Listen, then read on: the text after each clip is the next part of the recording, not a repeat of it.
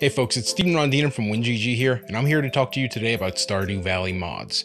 Now, Stardew Valley is actually 6 years old at this point, but it's had strong modding support throughout its entire existence.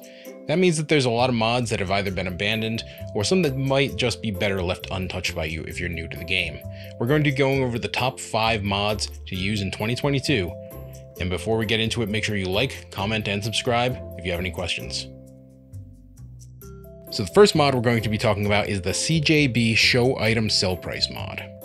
So one of the weirdest omissions from Stardew Valley's UI is the fact that there isn't actually any way to see what an item sells for unless you actually go and visit Pierre.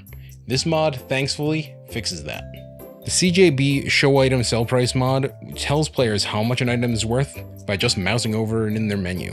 It's a very simple and highly effective mod that takes the guesswork out of selling items. While it's not particularly glamorous, it's a very, very useful tool if you're starting out on the game and just don't really know how much any given item sells for. A running theme for this video, by the way, is going to be the fact that there are lots of mods here that probably shouldn't need to actually be mods, and they should just be a part of the game itself. But regardless, the CJB Show Item Sell Price mod is one that you absolutely should have if you're new, and it's very useful even if you're a veteran of the game. Number 2 is the Better Artisan Goods icons. The Better Artisan Good Icons mod does exactly what the name suggests, giving distinctive icons for each different type of jelly, wine, honey, and juice. Each one is made more distinctive through different colors and different labels that makes it easier to track what's actually in your inventory. Given the fact that wines and juices are an important way to raise friendship in Stardew Valley's later stages, you're not going to be wanting to waste a starfruit wine when you could be giving someone a salmonberry wine.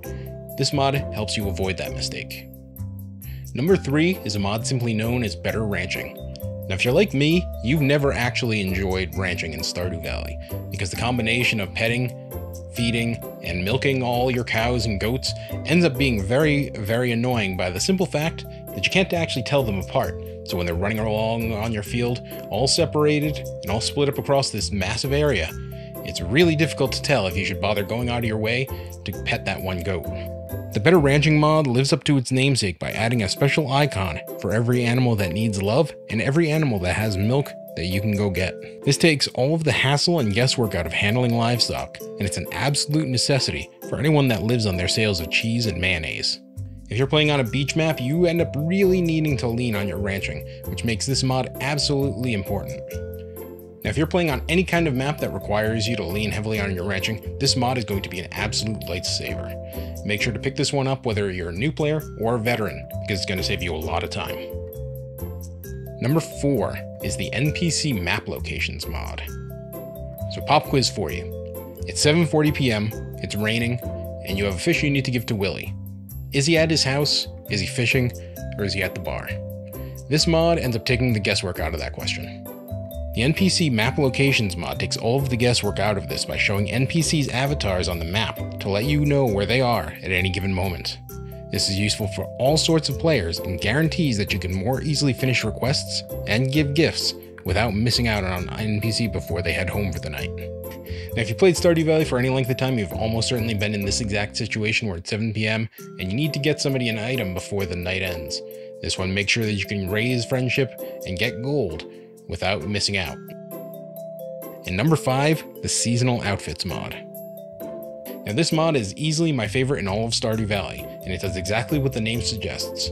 It gives seasonal outfits for every NPC, but it actually does even better than that.